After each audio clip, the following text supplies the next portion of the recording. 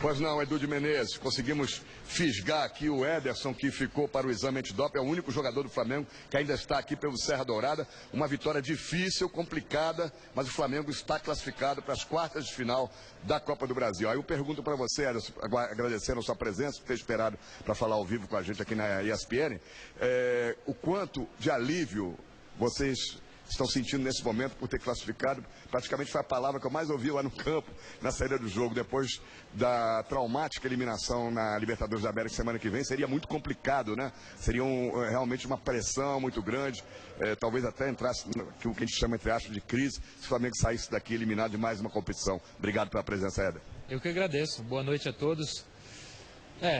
Depois da eliminação a gente teve uma conversa entre nós. E nós sabíamos da importância, né, de reagir. A gente reagiu bem no sábado, mas não era o suficiente. A gente tinha que vir aqui e nosso pensamento hoje era um só: sair daqui classificado.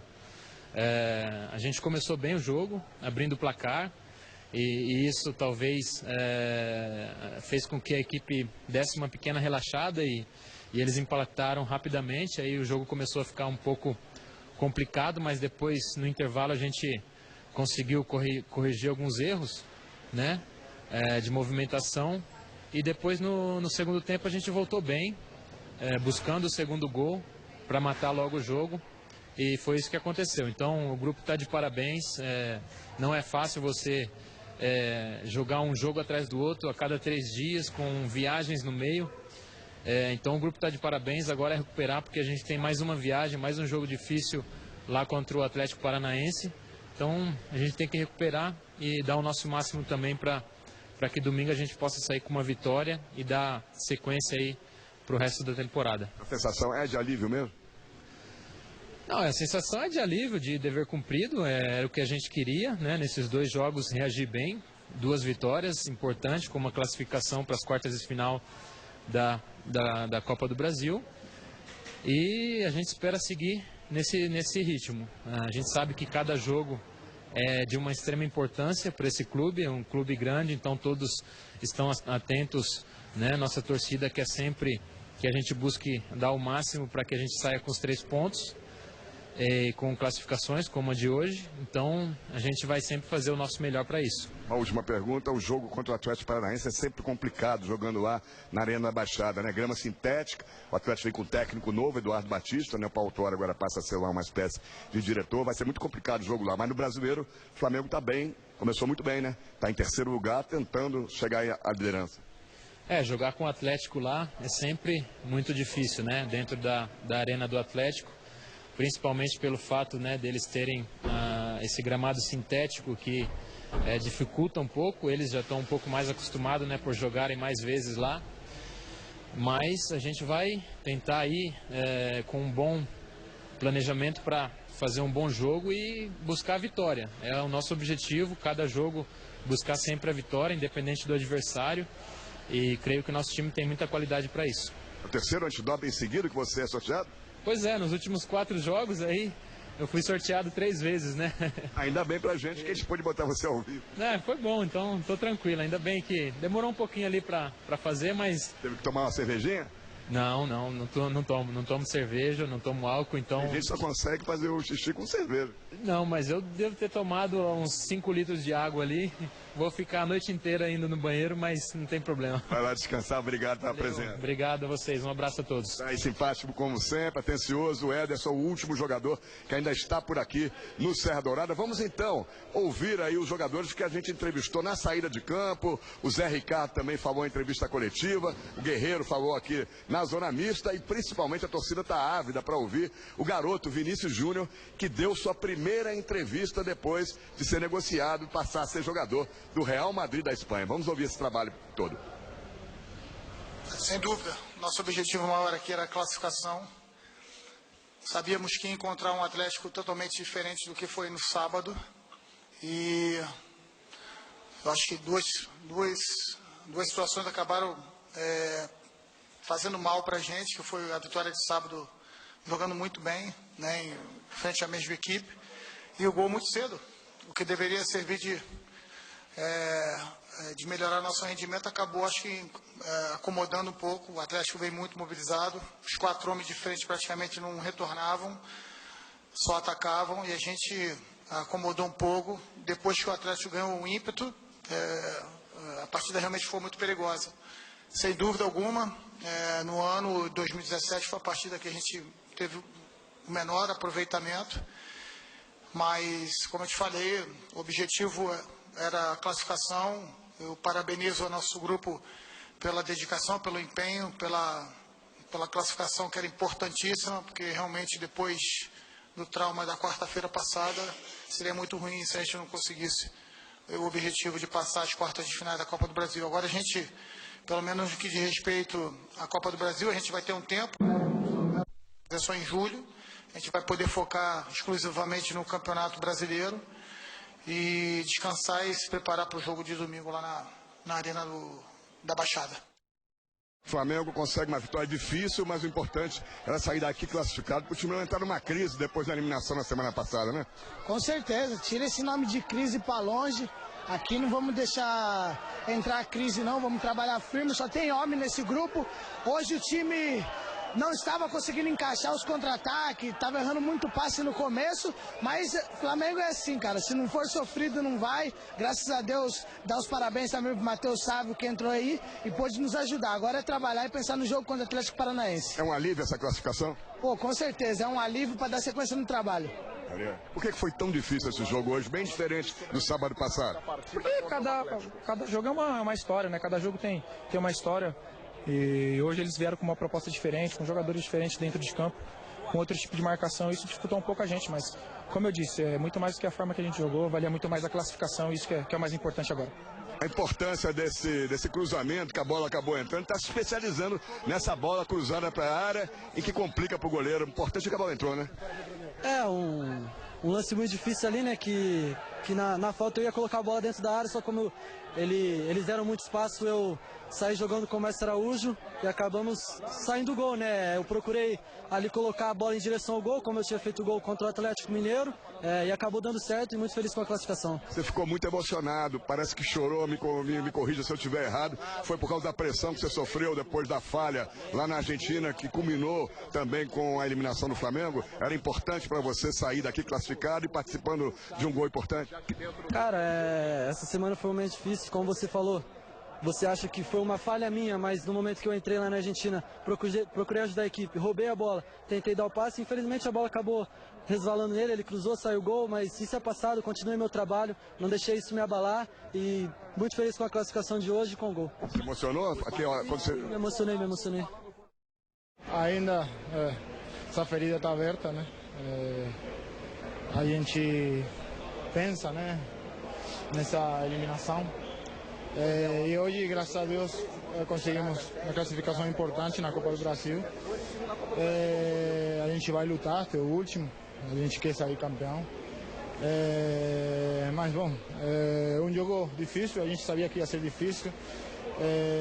A gente não jogou como a gente queria, como a gente sabe. Mas o mais importante é que a gente lutou até o final, deu sangue e conseguimos ganhar, né? Às vezes, não todos os jogos sempre pode se jogar bem, mas o mais importante é que a gente ganhou, então aí quer ressaltar isso, né? Como é jogar fora de casa com a maior parte da torcida sendo flamenguista e gritando o seu nome para que você entre no jogo com o time classificado? Isso é coisa que só no Flamengo acontece, né? A gente vai jogar aqui contra o Atlético Goianiense e a maior torcida, a parte maior é a nossa. Fico bastante feliz com o reconhecimento, como eu já falei aqui, e agora é botar pé no chão, comemorar essa vitória hoje e amanhã já mudar a chave pro brasileiro.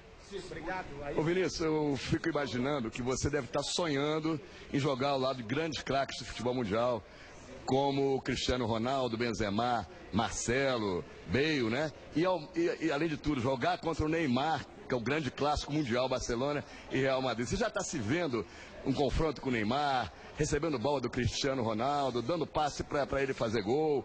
E como é que vai ser poder fazer independência financeira, ajudar toda a sua família e seus amigos? Não estou pensando nisso ainda não. Mas às vezes vem na cabeça um passe do Cristiano Ronaldo, um passe do Kroos, mas Agora eu tô com a cabeça no Flamengo, pensando só no Flamengo, para depois daqui 1 até 2 anos que eu tenho de contrato aqui, pensar no Real Madrid. Manda um recado pro Neymar aí, que agora vai passar a ser adversário seu, o maior jogador do país. Não, quero mandar um abraço para ele e falar que ele é meu ídolo, só isso.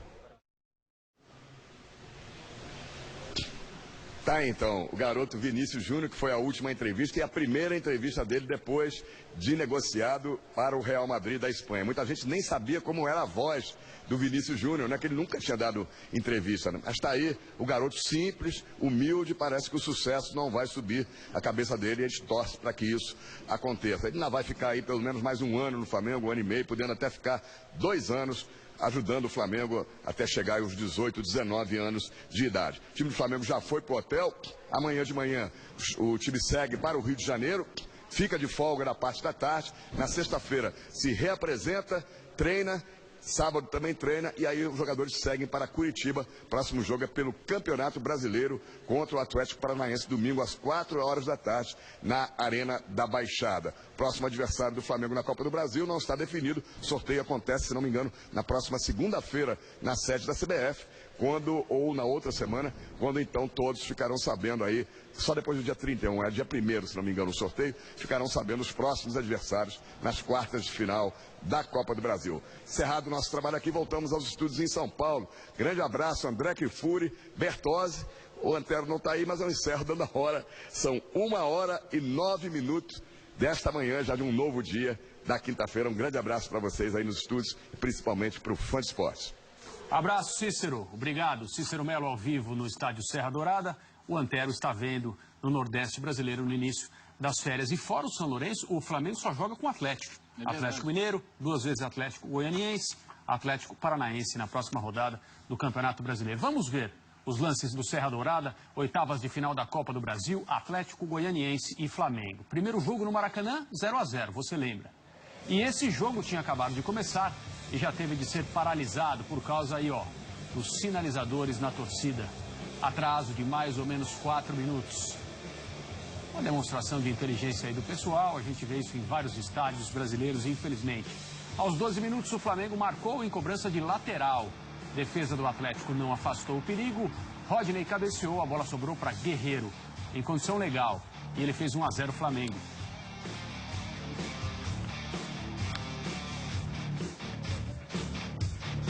Atlético chegando com o chute de fora da área do Everaldo. O Muralha tocou nela e mandou para escanteio. Muralha, que aliás trabalhou bastante. O Atlético finalizou 17 vezes. Cobrança de falta para o Flamengo, aparentemente sem perigo, mas o zagueiro Roger Carvalho deu uma furada constrangedora, veja aí. O goleiro Felipe E. Santos ficou com a sobra.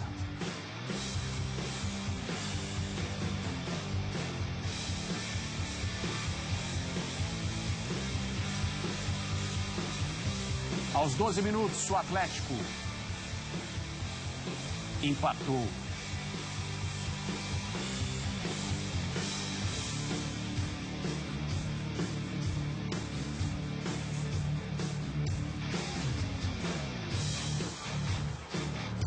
Mais uma jogada perigosa do Atlético Goianiense. Desvio do Everaldo.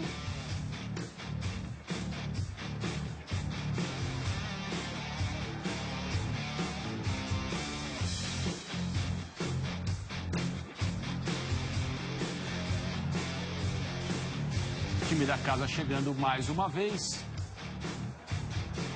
Forte pressão do Atlético Goianiense no final do primeiro tempo. Aí o Márcio Araújo perdeu a bola. Deu oportunidade ao Atlético. O Everaldo.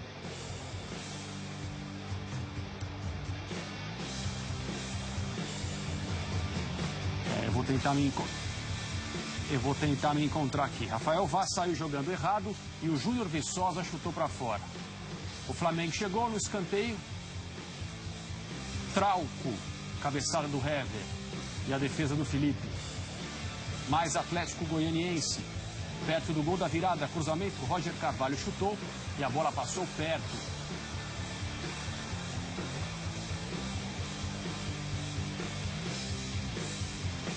Flamengo no ataque. Guerreiro ajeitou para René, que chegou batendo. E o Felipe fez uma defesa sensacional. A bola ainda bateu no travessão. No rebote, o Guerreiro estava impedido.